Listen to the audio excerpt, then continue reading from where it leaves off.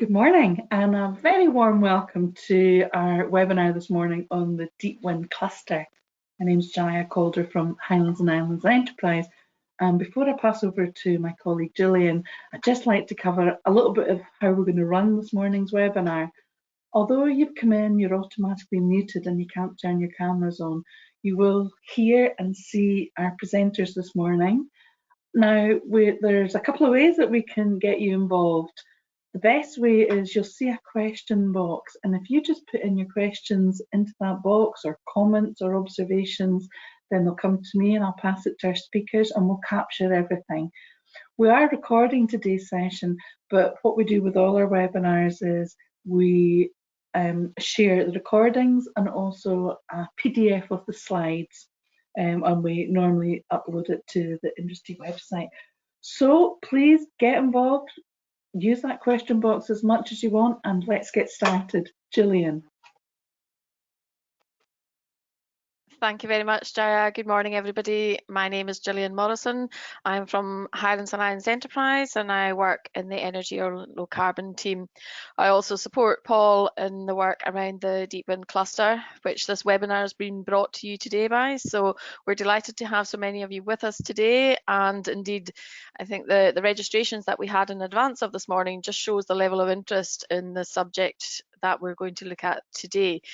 As Jaya said, for anyone who's not able to join us live, the webinar is recorded and you'll be able to pick that up at another time, all who have registered previously. So on the screen at the moment, you will see the programme that we have to take us through the next hour. We've got, we're going to move swiftly into the first session, which is going to be brought to you by Gunther Newcomb, who is the project coordinator for the ORION project. Paul O'Brien, who is the Deep Wind Cluster Manager, is then going to take a specific look at NE1, the ScotWind site, and then we have a Q&A session just for the last 15 minutes. So as Jaya said, please do send in any questions that you have as we move through the session. We'll do the Q&A at the end, so just you can submit your questions at any point though, so please do that as we move on. I think it's a really exciting subject that we're looking at today, and I, for one, I'm really excited to hear about the ORION project and to see where that is currently. It's an ambitious project and with energy transition at its core. I think it's safe to say there's not a week goes past just now, certainly in the energy and the offshore renewable world, that we're not hearing some really exciting developments, and the level of interest around offshore wind, hydrogen, and the energy transition is clear to see from all. So I will stop there and we'll move quickly on to our first presentation, who is going to be from Gunther Newcomb, as I said, the project coordinator for the ORION Clean Energy Project. So Gunther, thank you. Thank you, Gillian. Good morning, everybody. Thanks for joining the Deep Wind event today and listening to the ORION project. I'll take you through that. It'll be about 10 or 15 minutes.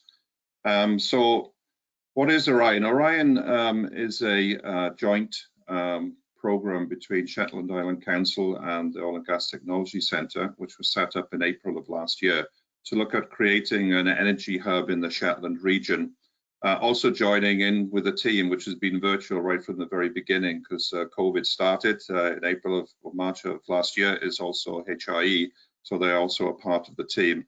And the ambition is, as you will see, very transformational in nature, trying to develop a clean energy island that is Shetland itself. So next slide, please, Paul. So the ambition of the project is fundamentally threefold. The first one is to electrify the offshore and to abate CO2 production from the offshore oil and gas sector facilities. This will most likely start with electrification of the West of Shetland region linked to onshore wind, and will most likely again start with the developments of Cambo, Rosebank and Clare South. The second ambition is to transform Shetland's current dependency almost exclusively on fossil fuels to affordable renewable energy, and the backbone of that will be the development of hydrogen. the third ambition of the project is really to create a whole brand new business, and that is to produce green hydrogen at scale for export potential, both to the UK and into Europe. So fundamentally behind all of this is really the requirement for offshore wind to develop a lot of this at scale, and also the development of hydrogen to date. So very transformational indeed. As far as the objectives are concerned of the project, the next slide will show you these. If you could move to the next slide, please, Paul. Thank you. So give you a chance to read through these, but I'm just going to pick out a few. We talked already about hydrogen, trying to produce almost 12% of the expected UK consumption by 2050. Electrification of the offshore, huge abatement targets for CO2 emissions. So that's taking out the CO2 that's currently emitted from the offshore oil and gas facilities. But actually on Shetland itself, from the own Shetland usage and also the terminals, there's almost 800,000 tons of CO2 emitted from the Shetland region per annum. So that also is a part of this program to obviously reduce that and get to net zero. And as you can see, it's a big revenue generator potentially, and also a huge employment opportunity, not just for Shetland, but for the northeast of Scotland and the rest of Scotland and the UK as well. And importantly here, to replace some of the oil and gas jobs with renewables jobs and create even more in the way of opportunities. So a very transformational set of objectives. Next slide, please, Paul. So just to talk a little bit about the resource base in the Shetland region, obviously fairly windy. I'm sitting in Shetland right now myself. I normally live in Aberdeen, very snowy outside and blowing around. But onshore wind on the left-hand side is what's currently sanctioned or operational. On the right-hand side are other opportunities. So the Viking wind farm with SSE Renewables is currently under construction. And as you can see, nearly 450 megawatts of output there. And there's also a number of smaller wind farms. One highlighted is Burradale. And if you see that the average load factor of 52% is pretty phenomenal. So the Shetland capability for generating wind power is possibly the best in the world. So Burradale and a few other wind farms are currently in operation. On the right-hand side, you can see the potential for two further developments, one with Statkraft and Energy Isles, which is up on the island of Yell, and then there's Peel Energy that looking at the development of two further wind farms, but one on Yell and one on the mainland. So almost 3/4 of a gigawatt or more of onshore power from wind potentially here. Next slide, please, Paul. So turning to offshore wind, I'm sure you're all familiar with the map on the left showing wind intensity. And as you well know, everybody on the call, I'm sure, the ScotWind Around is currently ongoing with applications in by the end of the quarter. And Paul will talk more in detail about the NE1 area to the east of Shetland that you can see up there on the map. But there's other areas. There's a huge area to the north of Shetland that also has a lot of potential. There's other areas too. And in fact, the ORION team are talking to some potential developers in west of Shetland, in fact, which isn't even on this map, that could be linked to the offshore oil and gas sector. So huge potential here for floating offshore wind, 5 to 10 gigawatts of potential. Any one in its own right is about 2 gigawatts itself. So a lot of wind potential here, a lot of wind resource. Next slide, please. So I've already mentioned offshore electrification, potentially starting with the new developments in the west of Shetland. There's about 700 million barrels of oil equivalent sitting between Cambo, Clare South and Rosebank, waiting to be developed and sanctioned. So obviously getting to net zero will be important for them to be sanctioned. And a number of other producing assets. There's similarly also on the eastern seaboard, you can see the more mature assets of Ninian and Magnus. But again, they will be producing beyond 2030 when routine flaring is supposed to cease in the UK. So quite importantly for them could also be electrification. So about a gigawatt of energy required here to electrify the offshore, and certainly offshore wind will be a requirement to make this happen and give that transformation. So offshore electrification.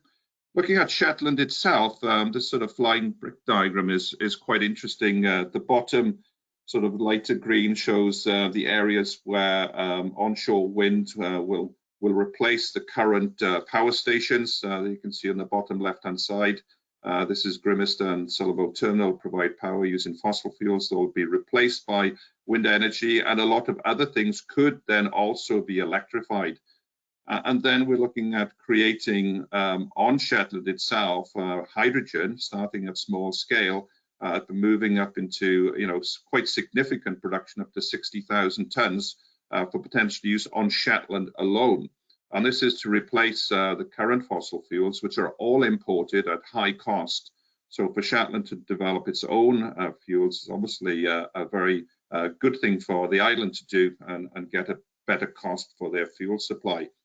So also, I suppose, on this diagram, on the left-hand side, you could say something that's going to happen fairly soon. In 2024, Viking Wind Farm becomes operational.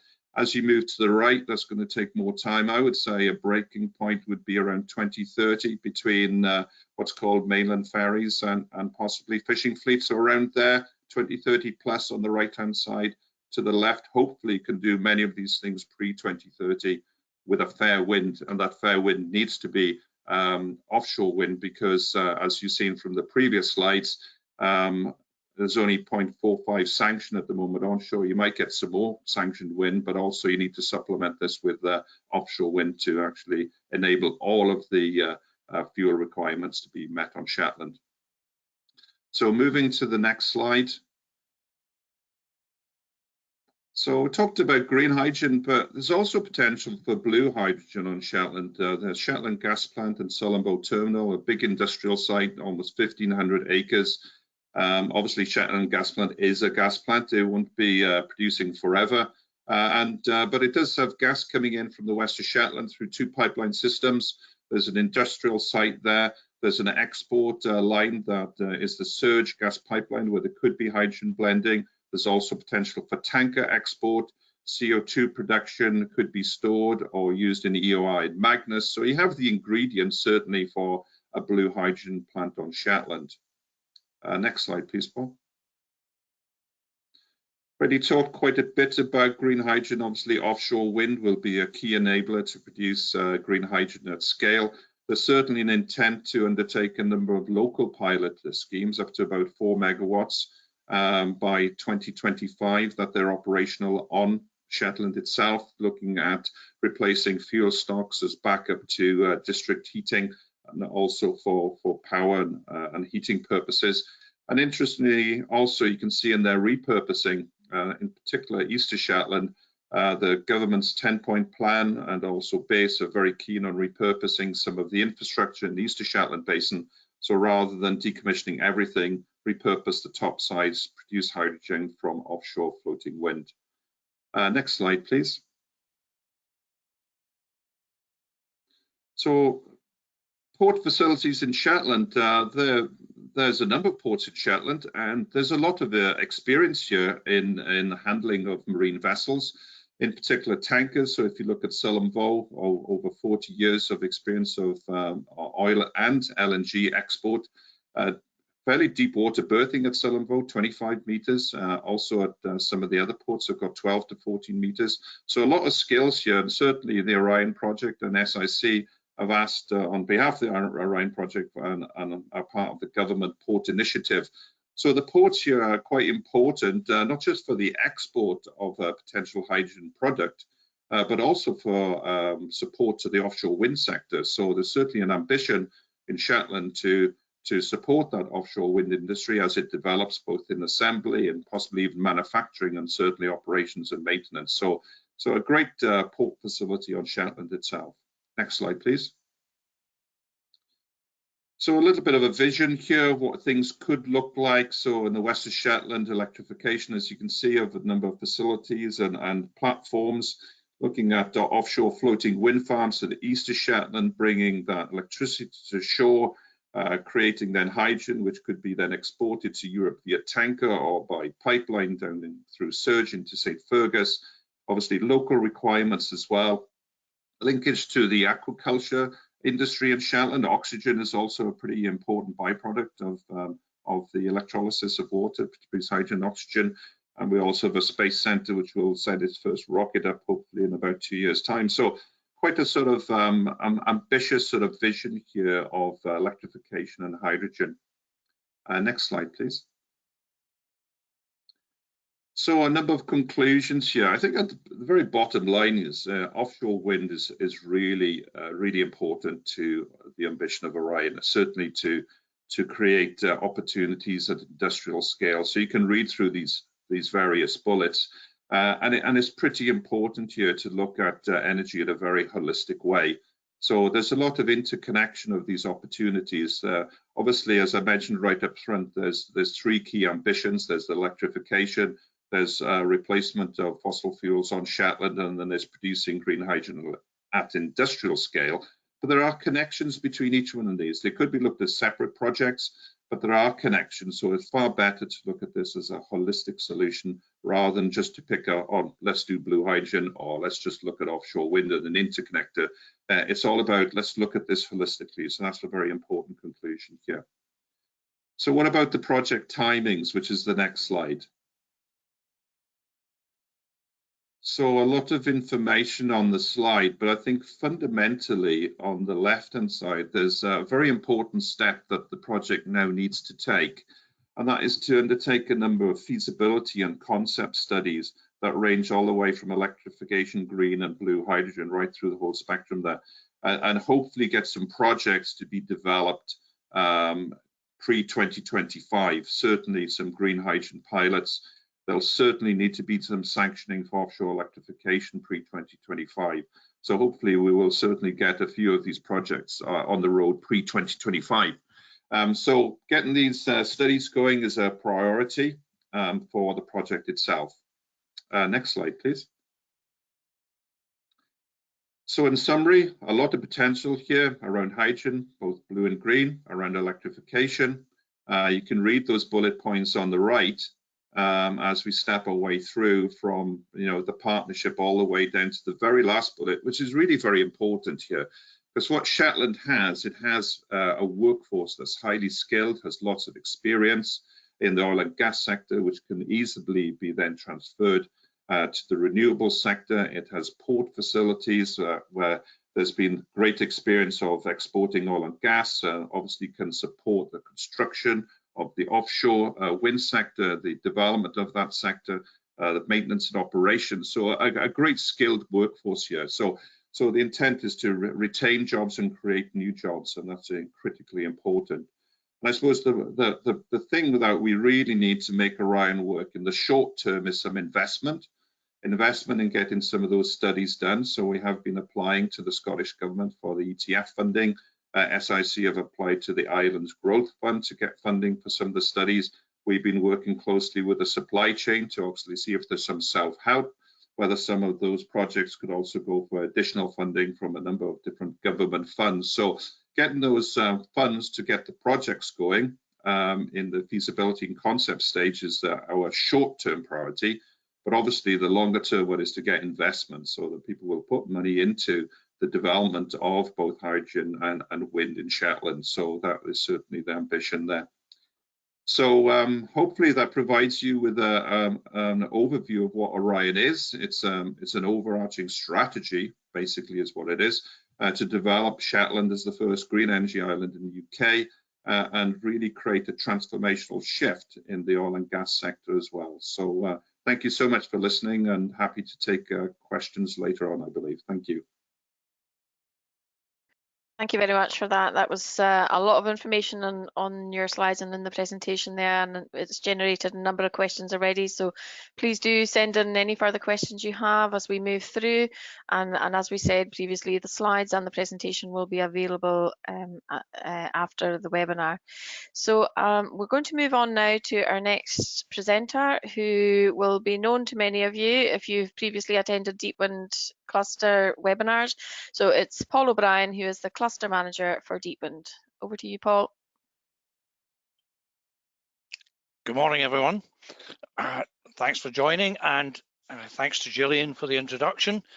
So I'm going to be homing in, so to speak, on the NE1, so Northeast 1 site, which is to the east of Shetland as part of the ScotWind leasing round. And we're concentrating on that and its possible synergies with the ORION project. Now, I'm going to turn my video off so that you can see the presentation full screen. Okay, so NE1, a huge site to the east of the Shetland Islands. The map below shows exactly where it sits with the other sites, which are 15 sites in the ScotWind round. This one is earmarked for floating wind because of the water depth. We are over 100 meters on the site.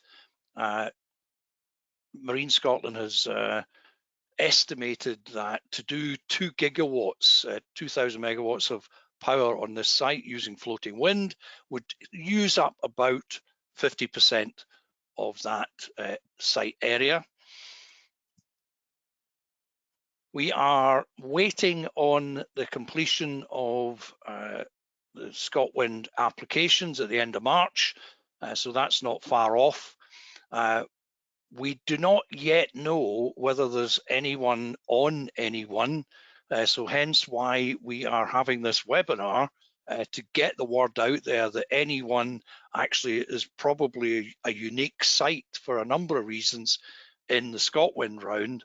But because it's pretty far offshore and way to the north of the grid, there's been some thinking that maybe it's just not on the developer's radar as it should be. So this is what we're looking at. The potential is that even though it might not be in the initial applications at the end of March, there will be potentially a clearing round. So that's for developers who have scored high in Crown Estate Scotland's bidding, but haven't won a site. So there will be what they call a clearing round to look at exactly how those developers could find another project, possibly at an orphan site, i.e. that nobody's bid on.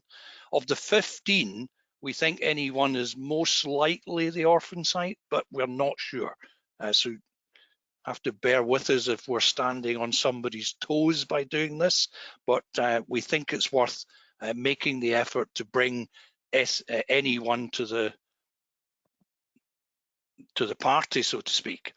Now, here's a quick take on what's happening in Shetland. Now, Gunther's already covered the onshore wind projects, which are roughly over 700 megawatts, and they have enabled the 600 megawatt multi-terminal HVDC link to the mainland that connects to the mainland of Scotland at Caithness. Now, this is quite unique as a project because it's the first planned multi-terminal system anywhere in Europe. There already is the Caithness to Moray connection, which uses this technology of multi-terminal linking.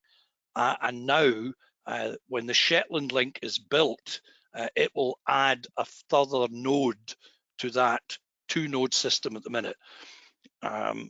We're looking at the potential for NE1 to be floating wind, of course. We're looking at the potential for it to be hydrogen. Why are we saying that? Because NE1 they can't utilize the 600 megawatt connection because it's likely to be 2,000 megawatts or beyond. So therefore, the link is really aimed at the onshore wind companies who have enough power to use up the link. So NE1, we're thinking, could it be hydrogen? Let's look at that. So hydrogen pipeline into Sullom Voe, it would produce over almost 8 million megawatt hours of electricity per annum, which would in turn produce 160,000 metric tons of hydrogen.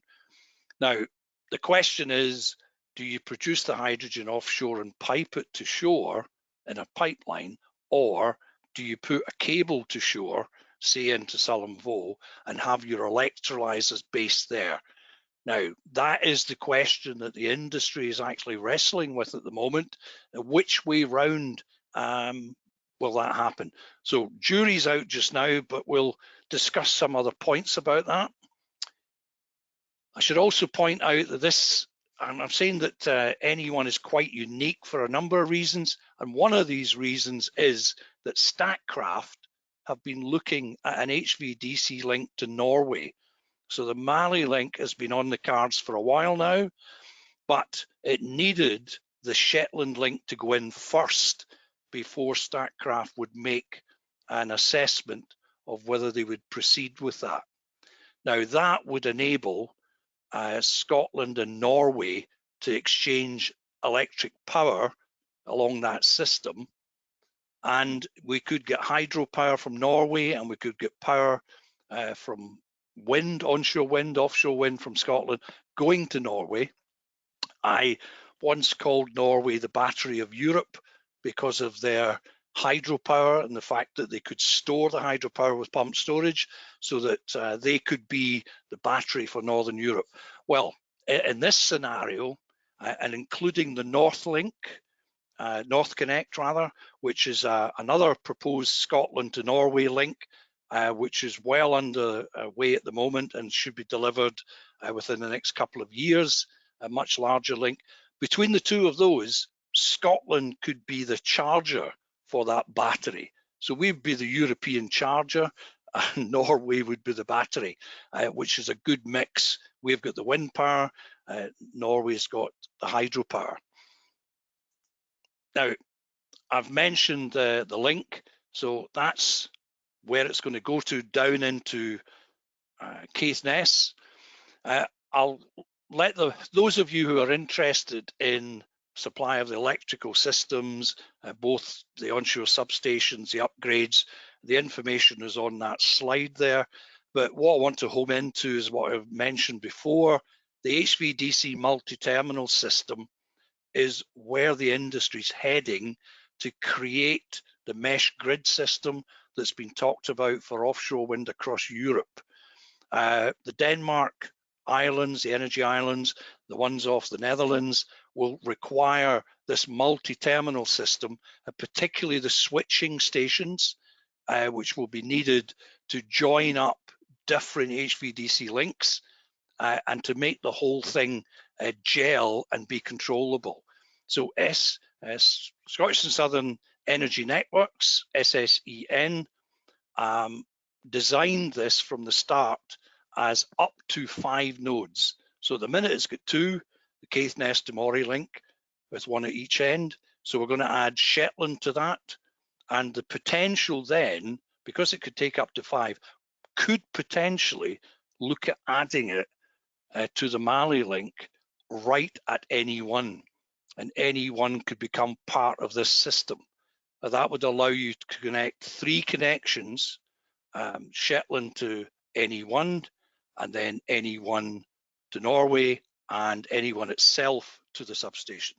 So that's the kind of technology that's going to be required to bring offshore wind across the whole of the Northern Europe offshore to the party, to deliver a grid system into the whole of Northern Europe, including the UK. Now, on the hydrogen side of it, I'd mentioned that NE1 could be a hydrogen site, and we were talking about whether is it production offshore, is it production of hydrogen onshore with a subsea cable.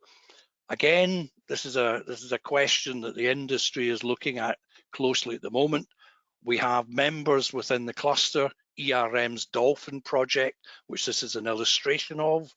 They're looking at floating wind with the actual hydrogen production on the platforms, and so therefore a link, a hydrogen pipeline back to shore, where the storage would also be onshore. So they're looking at coming in the initial project into Aberdeen, but their plan is to increase the scale of this project quite dramatically, up to 100 gigawatts, then 100 megawatts, then 4 gigawatts at a future stage. So this could be the way that the industry moves forward with offshore production of hydrogen, or it could be floating substations, or rather floating production platforms for hydrogen with the electrolyzers on that.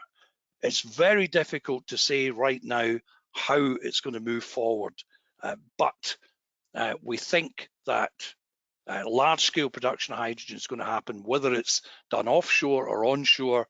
Initially, it might be onshore, but eventually it will move to offshore, we think. And we would move the hydrogen around once we've got it ashore, say in Shetland.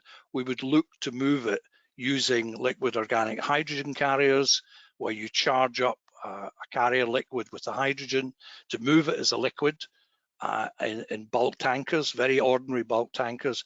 The same with ammonia, capture nitrogen and synthesize ammonia with the green hydrogen, and then you can export that as a commodity to other markets. So a great deal of effort is going into looking at this across the whole of Northern Europe, with ports matching ports, looking at the type of infrastructure they would have to have in place. So this is going to become very real over the next decade, and we want Scotland to be a player at this. But Shetland has an opportunity with NE1 to become a serious exporter of green hydrogen in one of those formats. Now, when I'm saying, is it offshore, is it onshore?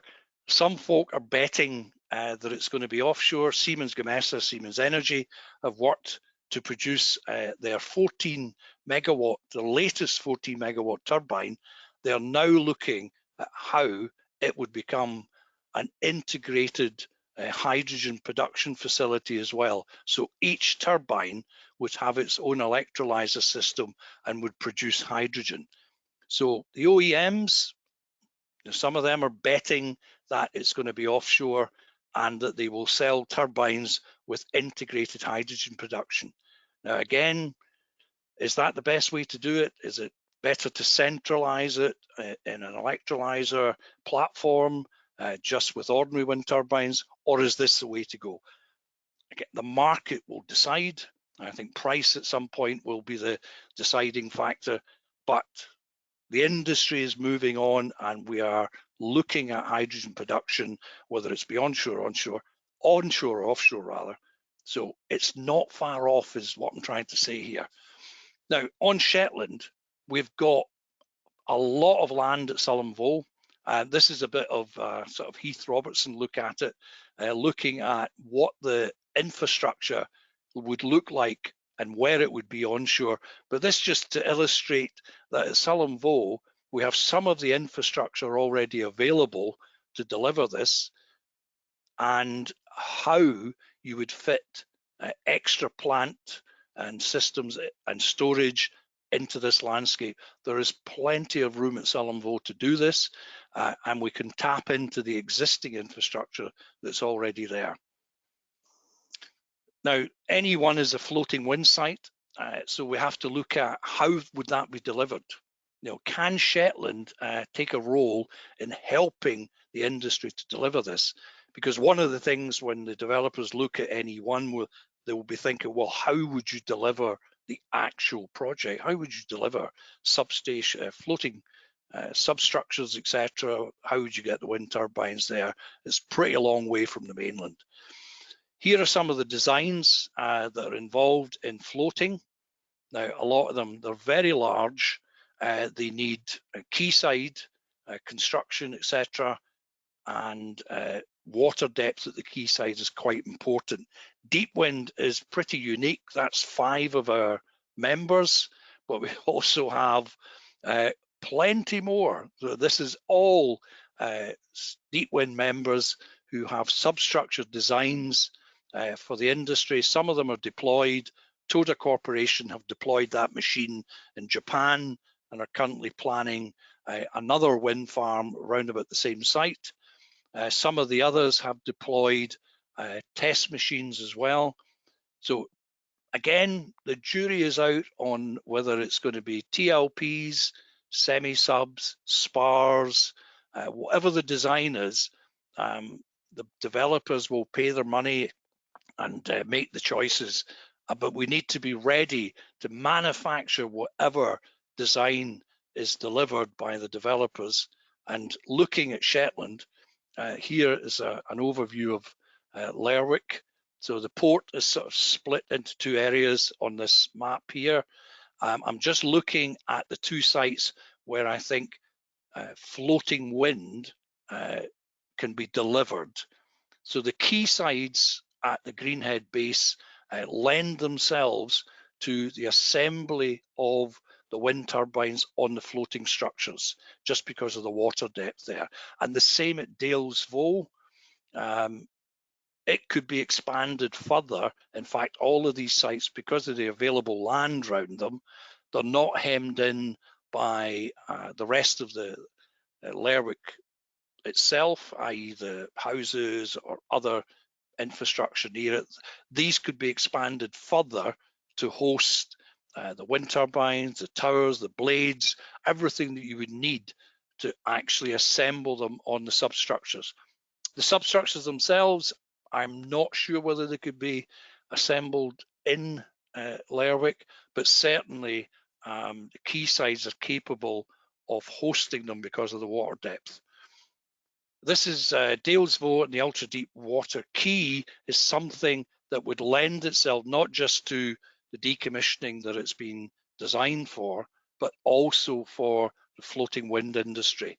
The water depth already at Dalesvoe is 12.5 meters, and that's suitable for most of the floating wind substructure designs that we've spoken to so far. We could put the turbines on top of even the largest of these at the moment, which is 80 to 90 meters in diameter. But further investment at Dalesvoe, if it was necessary, could take the quayside up to a much larger 340. The small illustration at the bottom shows how that would be done. And the other thing about Dalesvoe, the ultra deep water quay, now it's targeted at decommissioning, but by increasing the water depth to 24 meters, that would almost future-proof Dalesvoe as a site where the largest, the heaviest turbines could be mounted on the substructure because of that water depth.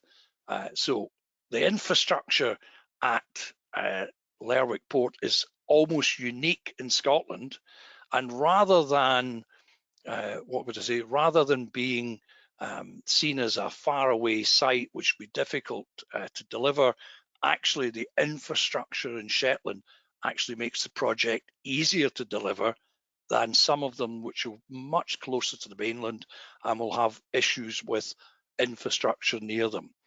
Shetland actually has a tremendous advantage in that regard. Just to illustrate, we have a water depth of 8 to 9 meters. That's the minimum at the quayside. These are just rough diagrams to show what a sort of 80 meter, 70 to 80 meter floating substructure would look like. And we can host at least 3 of them. At that, this is the deepest end where it's at 9 meters.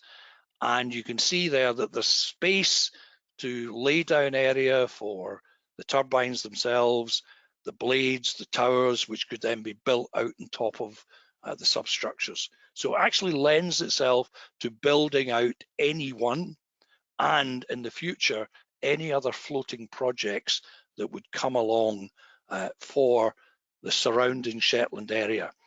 Now, just in summary, Shetland, as was mentioned before, has a tremendous resource, a fantastic resource, and we would, to summarize, far from being a difficult site to deliver, any one has actually got multiple opportunities attached to it, as it could tap into the ORION project, as you've heard, and looking at production of green hydrogen, which could be used on Shetland, but also could be exported. It could be connected to Scotland and Norway for energy trading.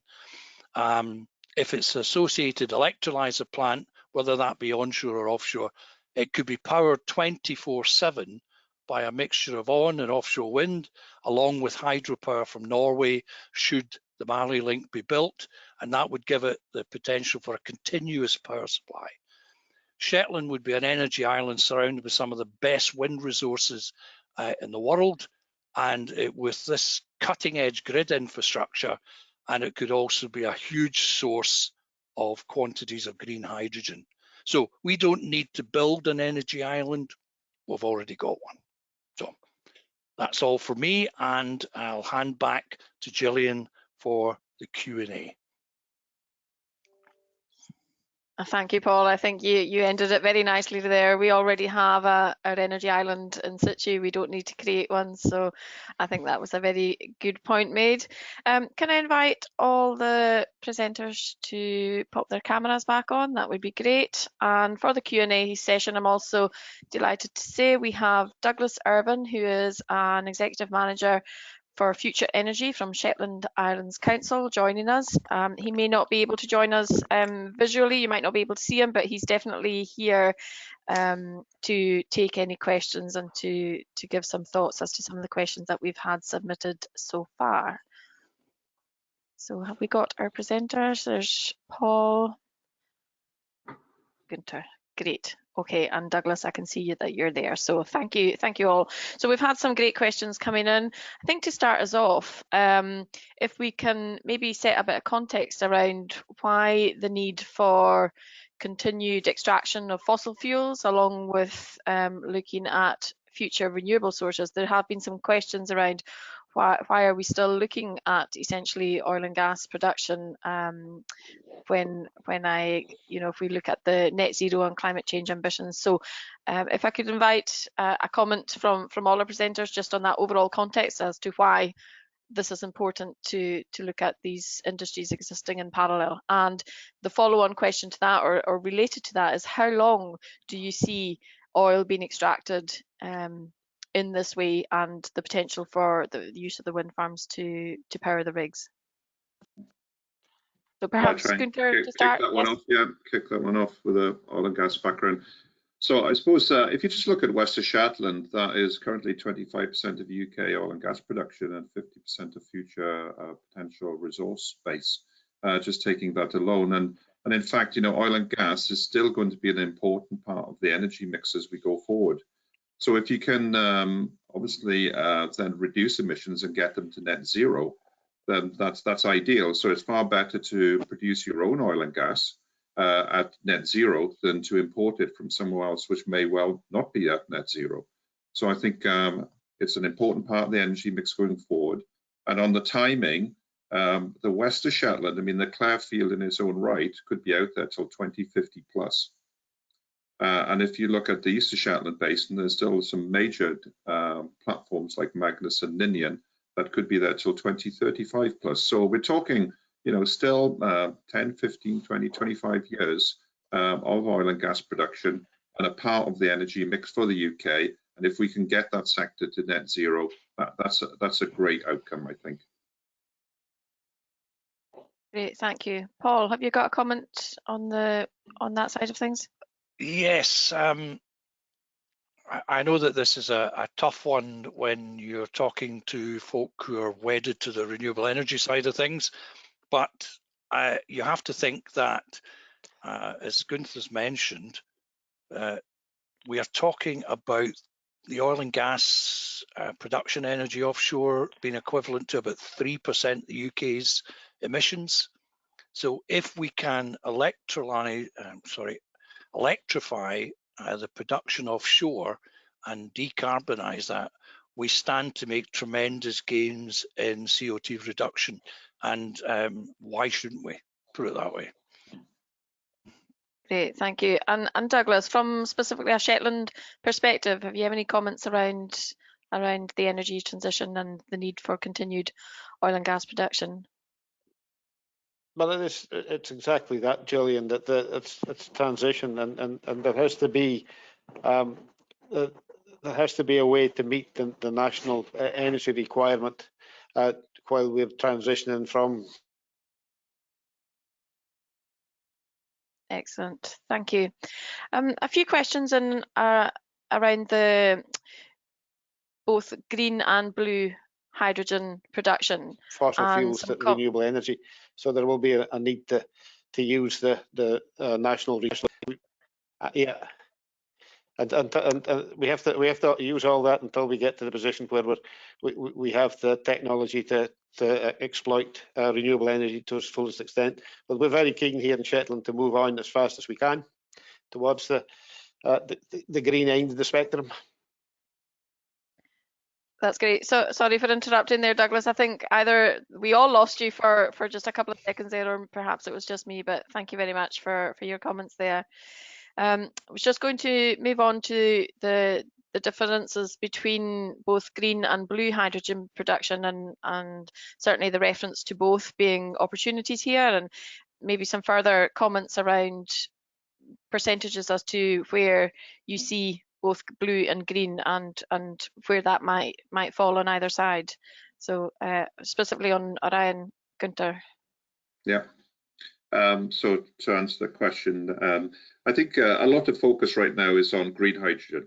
So we know that that can be produced, and as I mentioned, looking at some pilot projects to be operational by 2024-25 on Shetland, it is a priority, and then upscaling that through green hydrogen production and electrolysis is certainly something that is the cornerstone of ORION. The blue hydrogen piece on this actually needs some feasibility work. As I mentioned in my presentation, all the components are there to create blue hydrogen, and CO2 emissions would be transported via the East Shetland pipeline system into Magnus for potential for enhanced oil recovery or for storage. Okay, so that is a possibility. However, you need to undertake the feasibility and concept study. Can you do it technically? Does it make commercial sense? Or do you just continue to send that gas to St. Fergus? And a part of that gas actually would be possibly a part of the wider ACON project later on. So I think green hydrogen is certainly a priority, and blue hydrogen is a possibility that we need to do some concept work on. If you look at tonnage levels, we're talking about 60,000 tons of green hydrogen on Shetland alone is required. If you had a blue plant, it could possibly produce about 20,000 tons of hydrogen, and you'd have a similar sort of volume of CO2 that you'd have to ship to offshore. So hopefully that answers a couple of questions there. But doing the feasibility study in blue hydrogen is a priority, because it may not work commercially or technically, but certainly green hydrogen can work as long as you can get the costs at the right level. Great, thank you for that. Douglas, this is one specifically for you, I think, around district heating systems in Lerwick, and any plans to expand the scheme, which is and could be fueled by renewable energy or hydrogen. Yeah, thank you. There are plans. We'd like to extend what happens in Lerwick to other districts in Shetland as well. So we're looking at how that could be done over time, and looking at if that can be done using developing onshore wind and hydrogen storage systems, and possibly hot water storage systems as well.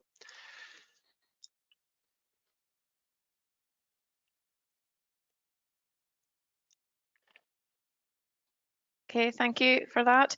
There's a comment just around how developers who are interested in investing in and working on the studies can get involved. So my answer to that would be, we've got the Deep Wind Cluster, which is our kind of primary networking forum for opportunities such as this. So I would encourage anybody who's not a member of Deep Wind to get in touch direct with Paul, or through Offshore Wind Scotland website, and that would be a route for where information can be shared.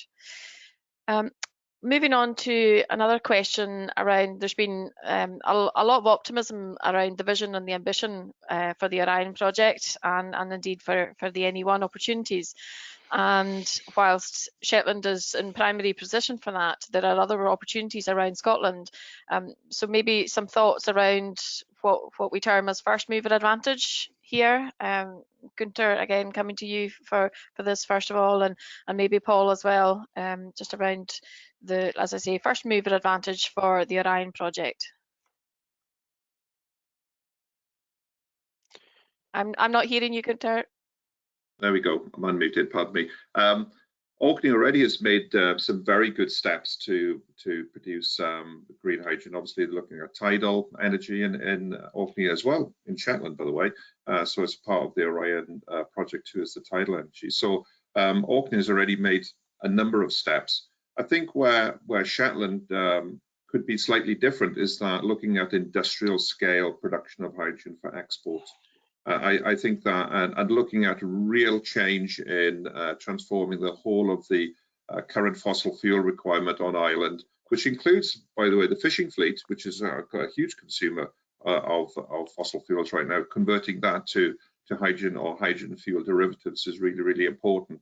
So I think Shetland is in some ways unique at this industrial scale, but also quite replicable. So looking at this for all of the islands, certainly, and on the mainland, why not? And I know that there's some comments here about Denmark and the EU. Actually, Europe is looking at Shetland as being a sort of bit of an exemplar because they have 600 islands in the EU. And it's something like, I think, the 7th of total landmass of the world, if you add them all up. So they're looking with a lot of interest at Shetland. And can you replicate that with some of the islands inside the EU? So unique in one way, but also replicable in another. Paul. Yep, I would agree with the export potential. Just the way that, given the fact that green hydrogen is the export commodity, i.e. our neighbours in Northern Europe are not asking us for blue hydrogen, they're asking us for green hydrogen. So the export opportunity is only linked to green hydrogen. Shetland would have a first mover advantage if the pressures on anyone were to produce hydrogen as the only method to deliver the project. Because if we don't look at a grid connection all the way back to shore, because we'd need another one over and above the current Shetland link that's planned, that would be expensive. We might find that producing green hydrogen and exporting it to the rest of the UK and to Northern Europe would be the way to go for anyone and the ORION project.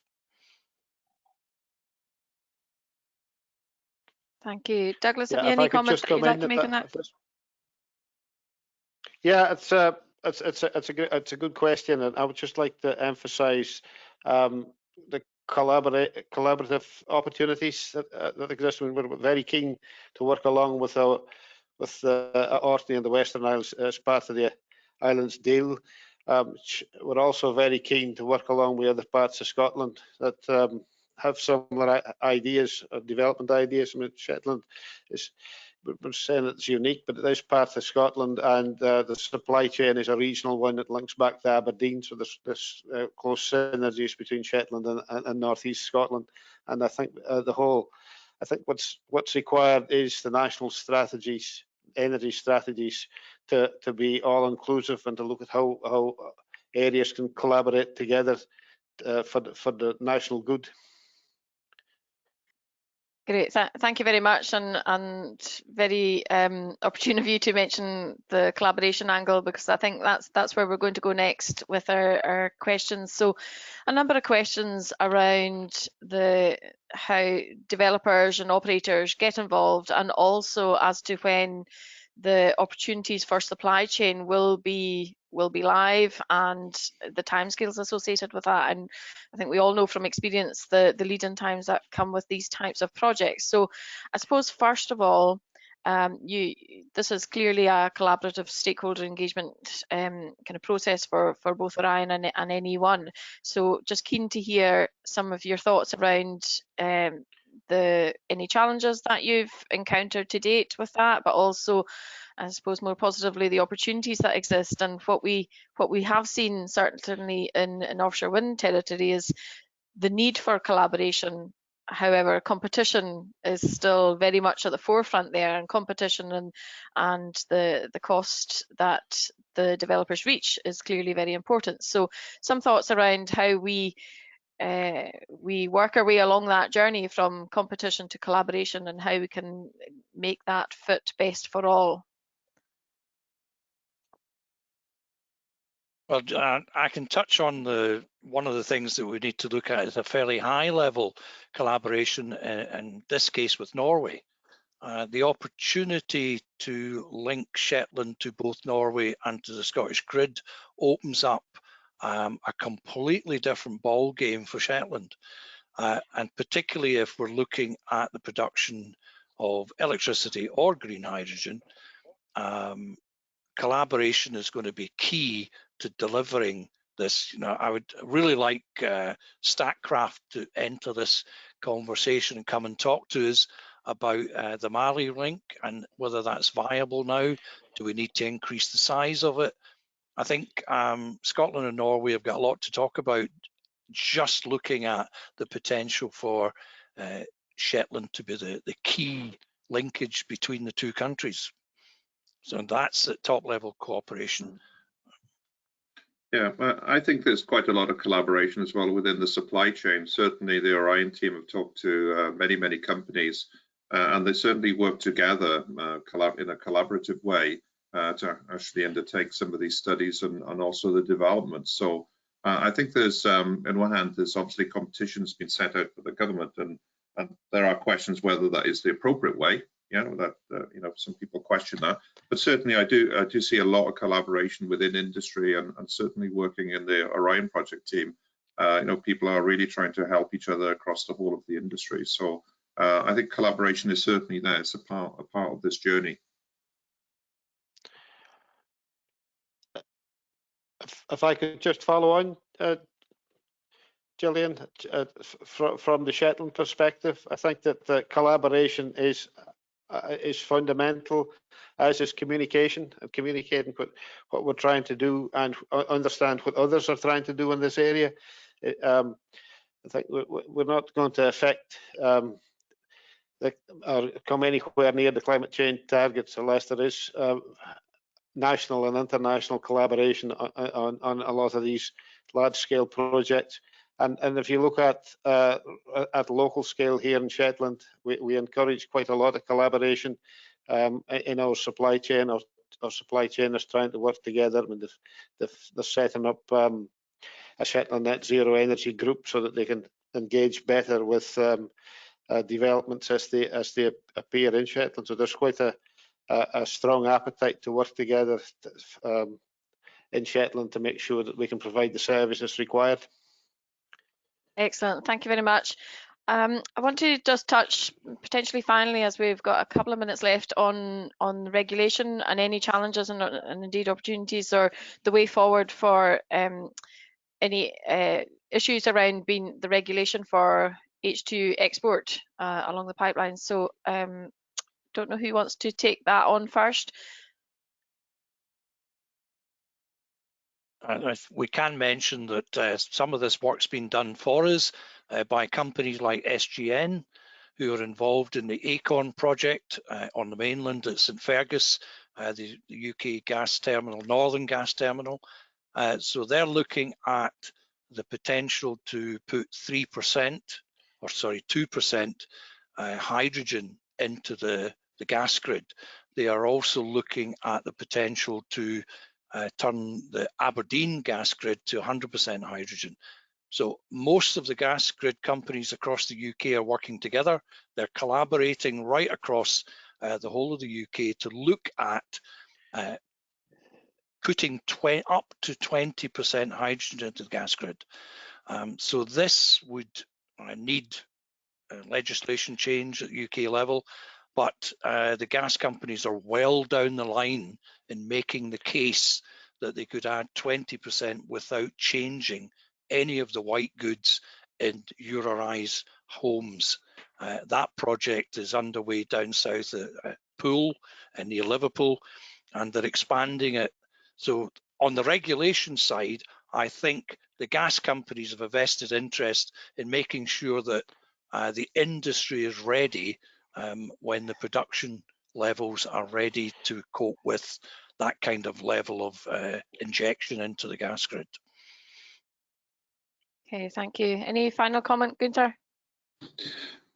I just would like to comment on pace, I suppose. I mean, mean, there's a real requirement to accelerate offshore wind development, given all UK and Scottish government targets. And I think, you know, ScotWind round, I really hope that there'll be lots of applicants, but I mean, we need rounds there very soon thereafter. And actually companies want to look at out of round. As many companies are interested in what's called out of round. So how does that all work and happen? How do you regulate that? So that's another aspect I think that governments need to think about, is out of round regulation and the pace of the actual rounds themselves. Great. Thank you very much. I'm really conscious we're now at time. I think it's safe to say there's been a high level of interest in this webinar today, and I could the potential for looking at this again in the future. I would like to apologise to those that we didn't get to their questions. As I say, there was a lot of engagement, so thank you very much for doing that.